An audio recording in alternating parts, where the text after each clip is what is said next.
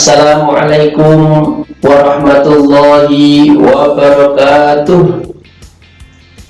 Bismillahirrahmanirrahim. Alhamdulillahi rabbil alamin. Assalatu wassalamu ala Sayyidina Muhammadin wa ala alihi wa sahbihi ajma'in, amma ba'du. Rabbi shrah li sadri wa yassir li amri wahlul 'uqdatam min lisani yafqahu qawli. Amin.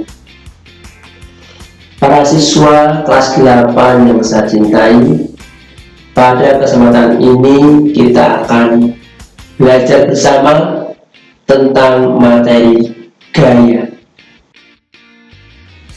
Baiklah para siswa yang saya cintai, sebelum kita belajar tentang gaya, saya terangkan dulu dua tujuan mengapa kita perlu belajar tentang gaya.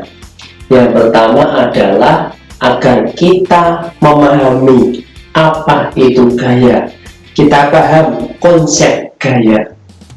Yang kedua adalah kita bisa menerapkan konsep gaya ini dalam hidup kita sehari-hari.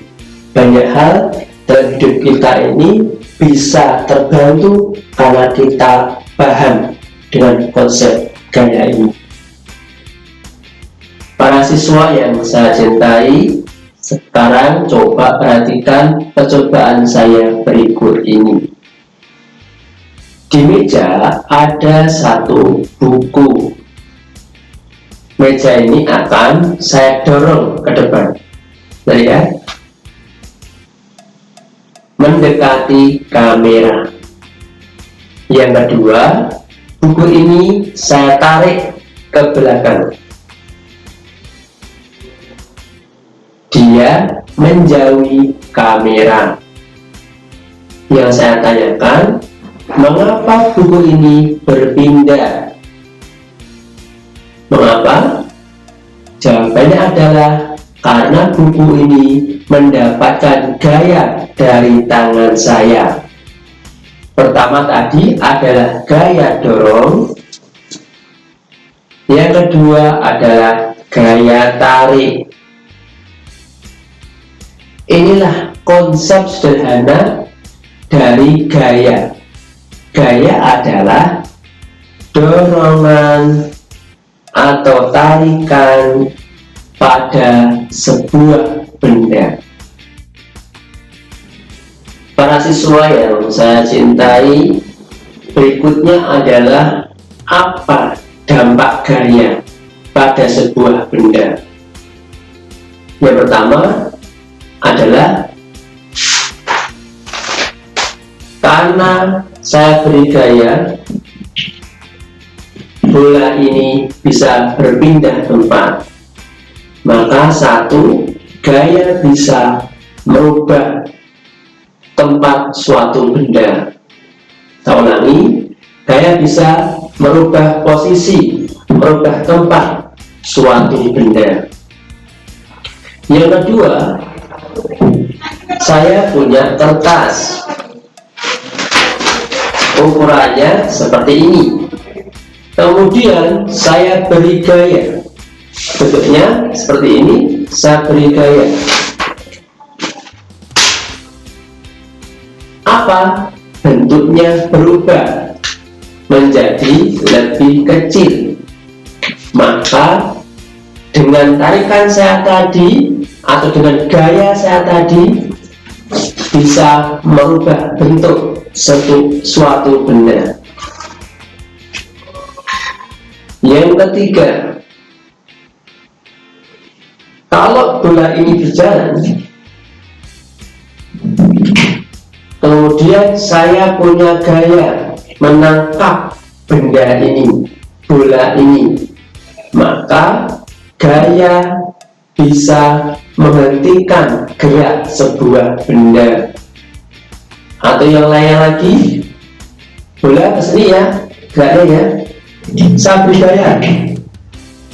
Dengan gaya tangan saya tadi, gerak benda, gerak bola bisa berpindah arah atau berganti arah, maka gaya dapat merubah arah gerak sebuah benda.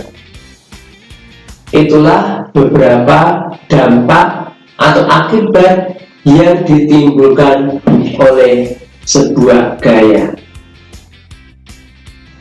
Para siswa yang saya cintai, berikutnya adalah macam-macam gaya. Secara umum, gaya bisa dibedakan menjadi dua jenis, yaitu satu adalah gaya sentuh, yang kedua gaya tak sentuh. Apa bedanya? Mari kita bahas satu persatu. Gaya sentuh berarti kita harus menyentuh benda agar benda bisa mengenai gaya kita. Contohnya bola ini saya sentuh, saya dorong. Bola ini saya sentuh, saya tarik. Ini adalah contoh gaya sentuh, yaitu kita menyentuh benda sehingga benda mendapatkan gaya dari kita. Satu ya. Yang kedua adalah gaya tak sentuh. Artinya apa? Artinya kita tidak perlu menyentuh benda agar dia mengenai gaya kita. Oke, contohnya apa? Contohnya adalah, bentar ya, bisa dulu ya. Contohnya adalah magnet. Ini saya ada beberapa atau dua potong logam. Saya letakkan di sini ya. Ya, di sini kelihatan ya. Kemudian saya punya magnet. Tanpa menyentuh logam ini, saya akan menarik logam itu. Tadi ya. Ya. Logam ini tertarik magnet. Sekali lagi ya. Saya tarik ke bawah, mendekati logam. Ya, dia mampu menarik logam kecil ini tanpa menyentuh logam tersebut. Itulah contoh gaya tak sentuh, yaitu magnet menarik logam ini. Para siswa yang saya cintai, selanjutnya adalah penerapan gaya dalam kehidupan sehari-hari. Banyak sekali pemanfaatan penerapan gaya dalam hidup kita sehari-hari. Banyak sekali. Contoh yang mudah, satu pesawat terbang. Bayangkan berapa besar, berapa beratnya, mampu membawa ratusan orang. Mengapa dia bisa terbang dengan stabil di atas sana, di udara sana? Karena pesawat terbang mendapatkan gaya ke atas dari mesin yang dihasilkan oleh pesawat itu. Yang kedua, kapal laut, kapal feri. Berapa besarnya, berapa beratnya, mampu mengangkut ratusan orang, ratusan bis atau mobil. Mengapa dia bisa stabil di tengah lautan, tidak tenggelam? Karena kapal laut mendapatkan gaya ke atas dari air laut. Tahu nggak? Air itu punya gaya ke atas, maka kapal bisa terapung karena itu. Yang ketiga, banyak barang-barang berat bisa diangkat ke atas, dipindah dengan bantuan magnet. Ya, ada magnet yang besar yang dibuat dengan listrik. namanya elektromagnet. Dia bisa mengangkat benda-benda berat. Ya, misalnya ini ada benda berat ya, berat. Tapi dengan bantuan magnet ini, benda ini bisa diangkat ke atas. Lihat ya, bisa ditarik ke atas, bahkan dibawa ke atas. Nah, kuat ya, mbak ini. Nah, kuat ya, kuat ini, ya kuat. Sedikit narik, jatuh lagi. Paling enggak kita tahu dia kuat menarik ini, bisa mampu menarik ini. Ya, itulah beberapa contoh pemanfaatan magnet dalam kehidupan kita sehari-hari. Coba anak-anak cari apa saja bentuk contoh yang lain, dicari ya.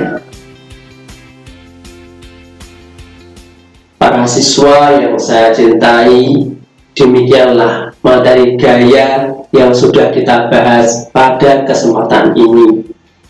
Sebelum saya akhiri, saya ingatkan, setiap manusia tidak bisa lepas dari gaya, baik berupa dorongan maupun tarikan. Begitu pula dalam jiwa kita. Allah berfirman dalam surat Asy-Syams ayat 8, A'udzu billahi minasyaitonir rajim. Fa'alhamaha fujuraha wa taqwaha. Dan kami ilhamkan pada diri manusia itu dua hal. Apa? Fujuraha, tarikan berbuat jelek, wa taqwaha, dan dorongan berbuat ketakwaan atau kebaikan. Maka itulah contoh nyata gaya tarik dan gaya dorong dalam jiwa kita. Maka yang beruntung adalah qad aflaha man zakkaha. Yang beruntung adalah orang-orang yang mau terus mensucikan hatinya, membersihkan hatinya. Maka mari kita terapkan konsep gaya ini dalam hidup kita sehari-hari. Selamat belajar dan mengaji di masa pandemi ini. Wassalamualaikum warahmatullahi wabarakatuh.